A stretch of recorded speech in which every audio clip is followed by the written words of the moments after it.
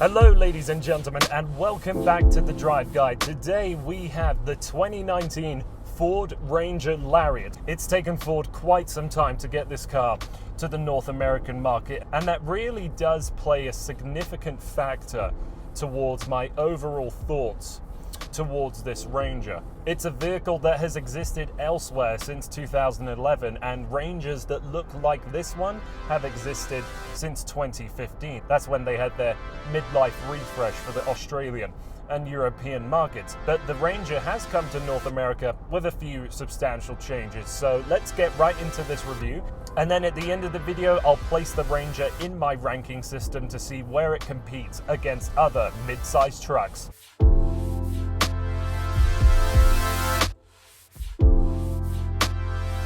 Ford has made things relatively easy for the North American market when it comes to engines and transmissions and drivetrains. You only have one engine and transmission choice, a 2.3 litre twin-scroll four-cylinder engine that produces 270 horsepower and 310 pound-feet of torque. That goes through the 10-speed automatic transmission that we've seen in a few other products. It was co-developed with GM. And then you have the choice to have either rear-wheel drive or four-wheel drive. There's two different configurations for the shape and size of your Ranger of choice. You either have a 6-foot long bed with a short cab, or this full cab size with the smaller 5-foot long bed. And both of those configurations both have a wheelbase of 127 inches. But this is a truck that has existed in other parts of the world for the better part of 8 years.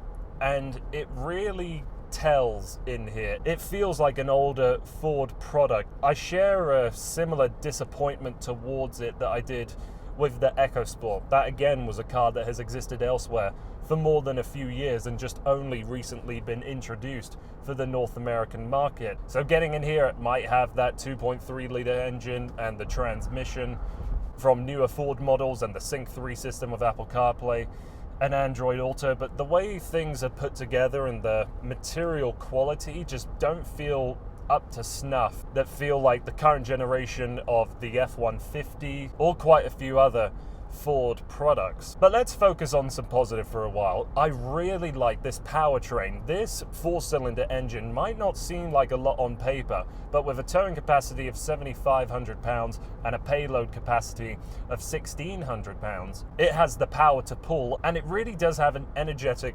personality to it. You can very quickly get up to speed in this car, and it rumbles and almost sounds like a V6 or even a V8. I really like this driveline. It works seamlessly and it gives the illusion that it's more powerful than it actually is. This Lariat has the 4x4 option, as you'd expect, so you can change from 2 high, 4 high and 4 low with this little rotary wheel down here, and then additionally the terrain modes going from normal, grass and snow, to sand, to mud and ruts.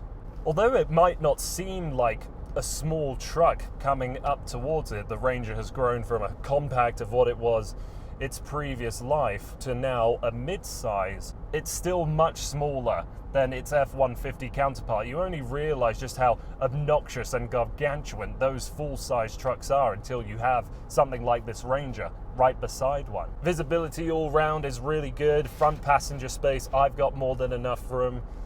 I can just about sit behind myself as well, definitely pushing my knees up against the seat back, but short journeys I'm sure I could handle, and you can actually lift up that seat base and find a little bit of hidden storage down below. And the bed doesn't have too much going on with it. It doesn't have any dampening with the tailgate, which I think is a bit of a shame. And there's no sort of side step that you can option into the Ranger currently. Nothing on the bumpers, nothing on the side like what you have with the F-150. I really like that system. It's pretty clever. It's a shame it isn't here, but oh well. The Lariat trim as standard comes with the Co-Pilot 360 technology. That's Ford's safety suite of systems, so the blind spot monitoring, the lane keep assist, the adaptive cruise control, the automatic high beams, they're all included in that. We also have heated front seats, dual zone climate control, and the Bang & Olufsen Play system by Harman. If you know Ford, you know Sync 3, and it's a very reliable, very easy to learn system. Ford put a few upgrades towards the Ranger T6, as it's known across the world, for this Ranger, so they beefed up the chassis rails for this body-on-frame platform so it can have that greater towing capacity. The bumpers are made out of steel, where elsewhere in the world they're not allowed to be made out of steel. And with this FX4 pack, you'll have these meaty tires with these really good looking wheels. You can see the skid plate under there and a little bit of badging. The FX4 kit improves all of the numbers that off-road enthusiasts will care about. So the departure, the approach, and the breakover angle are all improved over the standard Ranger. And Ford really took its time to try and fit as many Ranger badges into this car as possible. You have them in the tail lights, along the side of the car, up embossed into that dark grey grille, and even at the very base of the windshield here, you can just about see the word Ranger spelled out. So now it comes to the point where I have to share some of the negatives I have towards this truck. First of all, this steering wheel.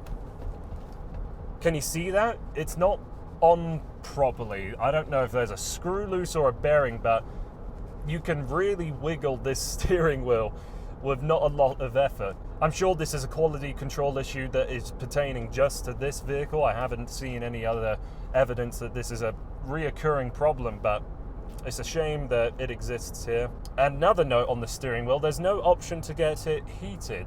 That's another thing I would really like to see in this truck that you can't find at all. For a cabin space that isn't very bright, you can't do anything more than having black plastics and leathers and then this dark grey portion across the dashboard. It would be nice to at least have half a sunroof. It would really brighten up this space a bit. It's far from the quietest truck in this segment. There's a lot of wind whistling around these, frankly, large door mirrors. Adding on to the road noise and the wind noise, I'd say is definitely louder than some of its competitors, but it isn't intolerable.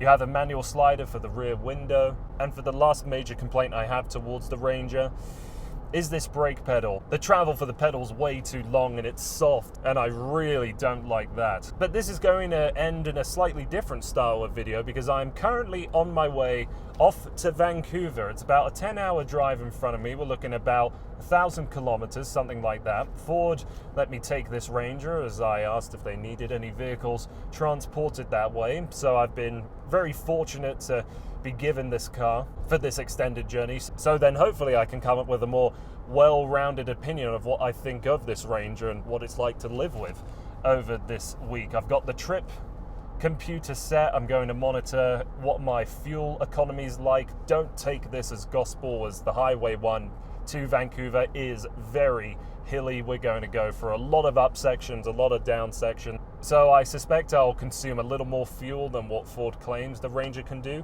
But as I conclude this video, it will be in Vancouver, it will be saying goodbye to the Ranger, and then that's where I will finish up my thoughts towards this truck.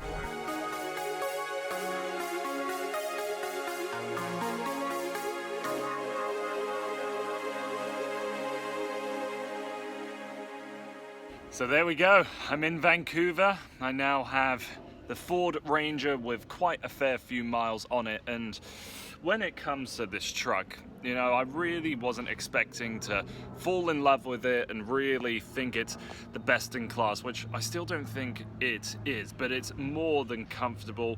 It was more than relaxing, and despite having some of the issues I encountered at the beginning with the kind of faulty wheel, and I didn't think the seats were going to be all that supportive, in the long run it wasn't too much of an issue. I think the biggest problem I came across though was the brakes. When it came to a 3-hour driving stint and then you get into a town to get food or fill up with fuel, you quickly realize just how long and soft that brake pedal is, and it's really hard to modulate. So for that reason, I think you should really test drive the new Ranger. It's absolutely worth taking for a bit of a spin.